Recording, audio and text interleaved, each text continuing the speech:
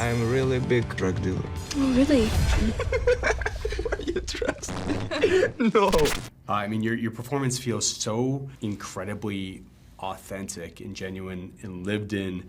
So I guess the first thing I want to ask is, like, how much time do you spend in, like, strip clubs in New York, like, getting to know this world and these women? Well, I spent time visiting clubs in Los Angeles first to kind of cut my teeth a little bit. And then when I went to New York, I went about a month early to live in Brighton Beach and experience the kind of culture that comes with that community. And so I visited multiple different clubs. I shadowed dancers at clubs, observed, watched. I got a couple dances too, which was really important, I think, to understand the nuance of what that kind of work is like and the conversation that you might have. And I think also trying to develop that kind of intuition in terms of, like, being able to read someone right when you meet them, which I think that all these dancers have the ability to do.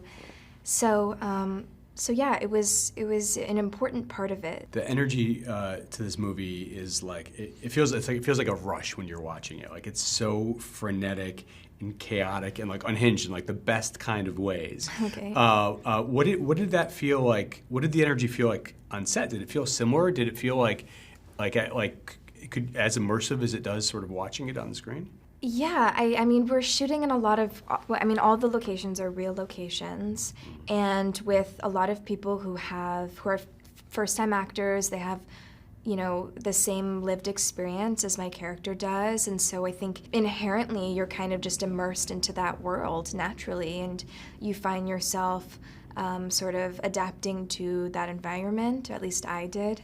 And, you know, we're also shooting in places where people don't know we're making a movie, and walking up to people who are just there minding their business, you know, at a restaurant, I think that we're thrown into these situations where you can't help but be immersed in that kind of life. And also the kind of preparation I did and the research I did, I really tried to dedicate all of my time and all of myself into this character and her world. And so I think I was already kind of in there already, you know? Yeah. And from what I understand, Sean, he lets the camera roll. He really highly encourages you guys to improv. It feels like it was also very loose, as scripted, as so carefully as scripted as it feels when you watch it. But, like, were there moments where that you watch and you're like, I mean, I can't believe that made it in. Like, you're just like, oh, that was, I'm proud of that piece of improv. Do you have any of those that kind of stick out? Oh yeah, I mean, some of my favorite insults I'm very proud of because I improvised those. But I don't think I can repeat them, or I shouldn't repeat them on this interview because they're full of her favorite word. Yeah, I mean, there were so many things. Like, I remember there would be description paragraphs in the script. Like, Annie shows off her dancer's flexibility, and it's a whole scene. And so I'm thinking, okay, what does this mean? What does it mean for her to show off her dancer's flexibility?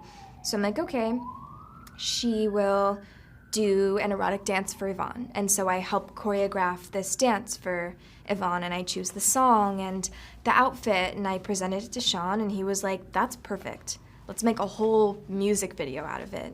So it's moments like that that I feel really proud of, you know, that I was able to, like, share my vision and prepare in such a grand way, and that Sean was so welcoming to it.